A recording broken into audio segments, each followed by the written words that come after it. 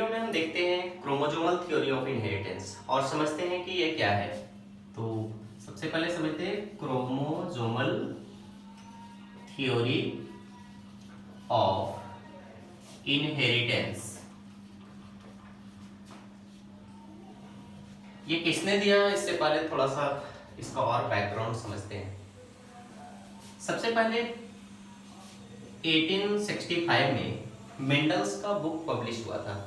जो चीज़ उन्होंने लिखा था, जो चीज़ें उन्होंने एक्सपेरिमेंट की थी, ये सारी चीज़ें कब पब्लिश हुआ था? 1865 में। लेकिन उस टाइम वो उतना ज़्यादा पॉपुलर नहीं हो पाया या लोग उसको समझ नहीं पाए, जान नहीं पाए। कारण क्या था? इसके बहुत सारे रीजन थे। जैसे वो एक मैथमेटिशियन थे और लोग उन पे उतना ज़्यादा ध्यान नहीं दे रहे थे उन चीज़ों में, और ये मीडिया और टेक्नोलॉजीज इतने ज़्यादा डेवलप नहीं थे कि वो बात इतनी आसानी से हर जगह तक पहुंच सके। ये फैक्टर रहा। और इसके अलावा उस टाइम जो है लेमार्क जैसे थ्योरी पे बहुत ज़्यादा चर्चा चल रही थी बायोलॉजी में। तो ऐसे केसेस में जो है मेंडल की जो बात थी, उनकी जो कंटेंट था, वो चीज़ें पूरी तरह से पब्लिश नहीं हो पाया अच्छे से। लेकिन वही 1900 ईस्वी में क्या हुआ, तीन अलग अलग साइंटिस्ट आए। फर्स्ट क्या थे? ह्यूगो डी वेरिस, है ना। दूसरे साइंटिस्ट थे कार्ल कोरेंस, और तीसरे साइंटिस्ट थे वॉन सीमैक। ये तीन साइंटिस्ट ने क्या किया? ये तीनों साइंटिस्ट ने मेंडल्स के द्वारा दी हुई चीजों को रीडिस्कवर्ड किया या रिकॉग्नाइज किया। तो 1900 ईस्वी में लोगों के पास ये चीजें पहुंच गई आसानी से, मेंडल्स की सारी बातें, है ना। तो इसके बाद फिर क्या हुआ? जब मेंडल्स की सारी चीजें पब्लिश हुई, रियलिटी पब्लिश तो 1865 में हुई, लेकिन लोगों तक पहुंच नहीं पाया। तो ये तीन लोगों का बहुत बड़ा कंट्रीब्यूशन है मेंडल्स के वर्क को लोगों तक पहुंचाने के लिए, है ना। इसके बाद क्या हुआ?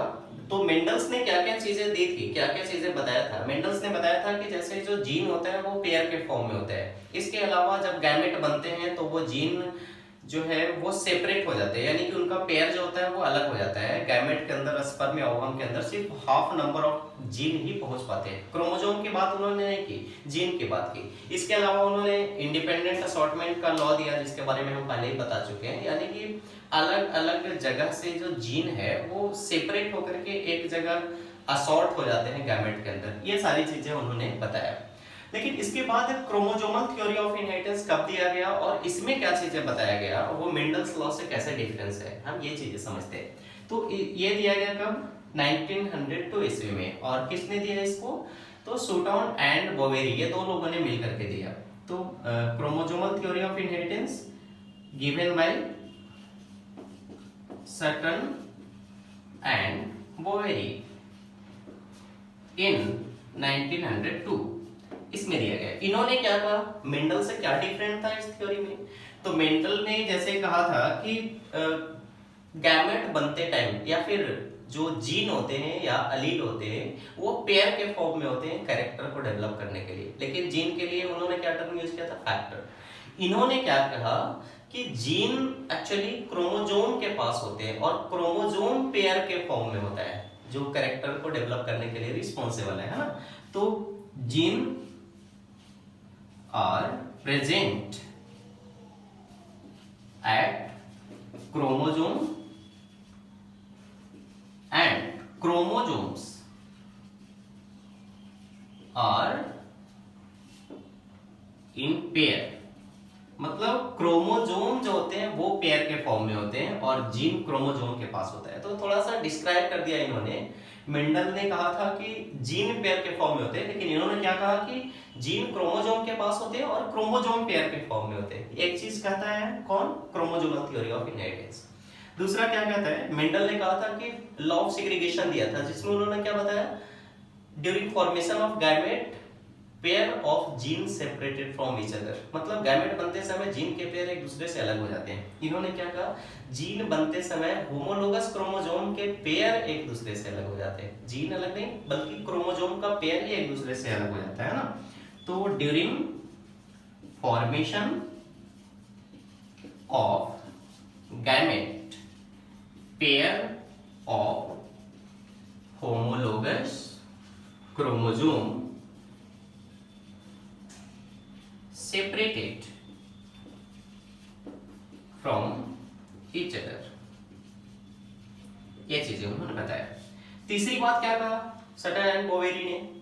तीसरा बात ये कहा, पेंडल ने क्या कहा था, लॉ ऑफ इंडिपेंडेंट असॉर्टमेंट दिया था, यानी कि जो अलग अलग जीन के पेयर हैं उसमें से जीन इंडिपेंडेंटली सेपरेट होकर असॉर्ट हो जाते हैं गैमेट के अंदर। जैसे हम यहाँ समझते हैं, मान लीजिए कैपिटल टी या स्मॉल टी जीन है, ये कैपिटल आर जीन है, ये कैपिटल वाई या स्मॉल वाई जीन है, ठीक है।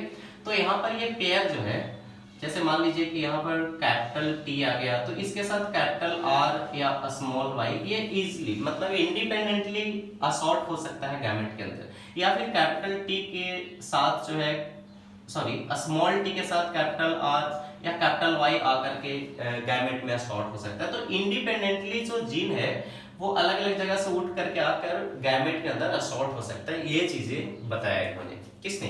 मेंडल्स ने। इन्होंने क्या किया, इन्होंने बताया कि क्रोमोसोम भी असॉर्ट हो जाते हैं और वो गैमेट का फॉर्मेशन करते हैं, है ना। तो क्रोमोसोम असॉर्टेड इन गैमेट इंडिपेंडेंटली, ठीक है।